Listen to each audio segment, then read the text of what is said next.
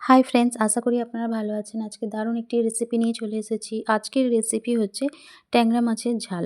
খুবই সহজ পদ্ধতিতে দারুণ খেতে হয়। তো চলুন রেসিপিটি শুরু করি।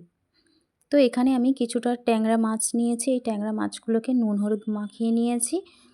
আর মাছের মশলার জন্য আমি এখানে টমেটো, একটা পেঁয়াজ, আদা রসুন আর জিরে ও কিছুটা সর্ষে নিয়েছি। সব কিছু পরিমাণ মতো নেওয়ার পর কড়া বসিয়ে দিয়েছি। কড়াতে সর্ষের তেল দিয়ে দিলাম। এরপর তেলেতে একে একে ট্যাংরা মাছগুলো আমি দিয়ে দিচ্ছি। তো এখানে মাছগুলো তেলে দেওয়ার পর আমি মাছগুলো ভালো করে একটু লাল লাল করে ভেজে নেব। এরপর আমি একটা ঢাকনা দিয়ে ঢেকে দিলাম, যেহেতু এই মাছ ভাজার সময় খুব তেল ছিটকায়। তো দেখুন এভাবে কত উনুনের গায়ে কিন্তু অনেক প্রচুর পরিমাণে তেল ছিটকেছে, সেই জন্য আমি ঢাকা দিয়ে দিয়ে মাছগুলো ভেজে নিচ্ছি। আর এই মাছগুলো খুবই সাবধানে ভাজতে হয়।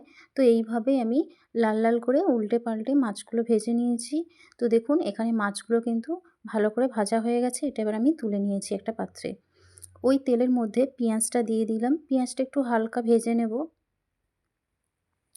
তো পেঁয়াজটা হালকা ভেজে নেওয়ার পর এর মধ্যেই আমি টমেটো কুচিটা দিয়ে দিলাম। টমেটোটা একটু নরম হয়ে এলেই এর মধ্যে মশলা অ্যাড করে দেব।